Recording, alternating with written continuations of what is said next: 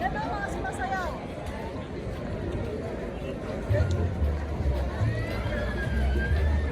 Ayan o.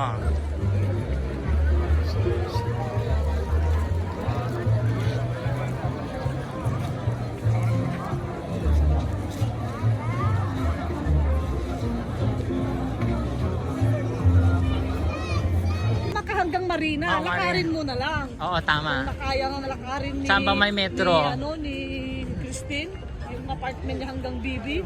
Kaya mo ding lakarin sa Marina. Ay, wow, ang layo. Malayo. O sige, ilapit. Pero sa may metrong numero 2, linya 2, Hindi, mag-metro na lapit. may ticket naman ako eh. Metro, saan lang may metro dito?